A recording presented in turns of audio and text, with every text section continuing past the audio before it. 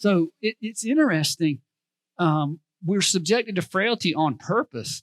Men too. It says in Hebrews 2:7, you can go there if you want to, that man was made a little lower than the angels. Again, we talked about it last week. Don't want to go into it a lot. Why were we made lower than beings ultimately that we would have authority over? I mean, if you think about it, they're created beings. They're part of creation just as we are. But here in Hebrews, it clearly says there's nothing, no part of creation that we're not over. Over. Over only means one thing, guys. It doesn't change in the Bible. I mean, you can't get past this. And I know a lot of people don't want to talk about it because they don't want to license Christians to think that they might have some kind of authority or something, blah, blah, blah.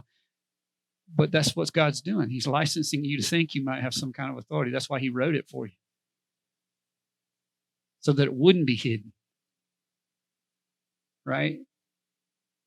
That's what he's wanting us to understand, is that I've called you to more. And your response back to God is, well, I can't do it, God. And he goes, you passed the test. You've been called to more than you can do. You need me. But most people never figure it out. See, they don't pass the test. Instead, they reason it out and they say, oh, well, that can't be true because I can't do it. You see what I mean? And I don't want to put a percentage of that on Christians, but most people believe that they're just barely supposed to get by until Jesus comes and saves them, right? Amen. That there's really no authority in their life, and whatever happens is God's will. There's nothing bad going on. And by the way, how would this saying be true? And I'll just ask you reflexively, if everything that happens, good and bad, is God's will for your life. In other words, if he's doing the bad things to you, then why would he say my people are destroyed by lack of knowledge? How could that work? That'd be a lie, wouldn't it? It'd be, oh, no, actually, I'm just doing it to you. Answer me that. Anybody. I'll open that to anybody.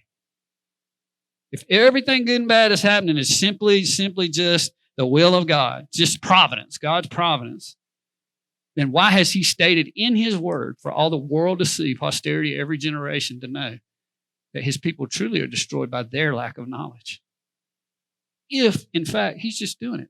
Our knowledge wouldn't make any difference if it's God doing it, would it? It just happened. So he wouldn't even need to tell us that, and it'd be a lie if he told us that. So guess what?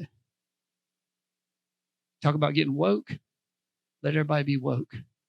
There's a lot going on that God doesn't will in the lives of his people because they don't know who they are and what they've been given, and they don't know the rules of the game.